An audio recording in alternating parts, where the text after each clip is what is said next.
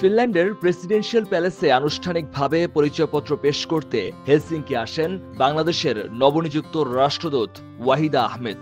ফিনল্যান্ডের পররাষ্ট্র মন্ত্রণালয়ের কর্মকর্তারা রাষ্ট্রদূতকে স্বাগত জানান। গার্ড অব অনার প্রদান করেন সামরিক বাহিনীর সদস্যরা।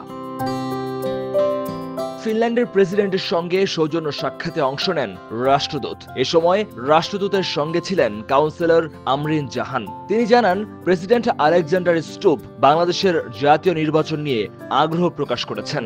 ফিনল্যান্ডের প্রেসিডেন্ট আমাদের নির্বাচনের ব্যাপারে জানতে চেয়েছেন যে এই ব্যাপারে কি প্রস্তুতি আমরা সম্পন্ন করেছি এবং মাননীয় রাষ্ট্রদূত মহোদয় সে ব্যাপারে তাকে অবগত করেছেন। আমরা দ্বিপাক্ষিকভাবে তাদের সাথে বসেছিলাম, তাদের পররাষ্ট্র মন্ত্রণালয়ের কর্মকর্তাদের সাথে আমরা কয়েকটা মিটিং করেছি। সাক্ষাৎকালে দুই দেশের দ্বিপাক্ষিক সম্পর্ক, বাণিজ্য বিনিয়োগ, প্রযুক্তি হস্তান্তর, জলবায়ু পরিবর্তন এবং সবুজ জ্বালানি রূপান্তরের বিষয়ে আলোচনা হয়। আলাপ হয় বাংলাদেশি শিক্ষার্থীদের ভিসা জটিলতা নিরসনের।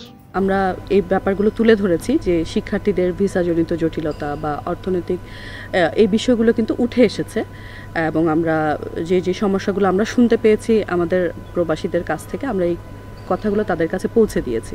সামাজিক ও অর্থনৈতিক উন্নয়নে বাংলাদেশের ভূমিকার প্রশংসা করেন ফিনল্যান্ডের প্রেসিডেন্ট। মহিউদ্দিন মধু, সময় সংবাদ, ফিনল্যান্ড।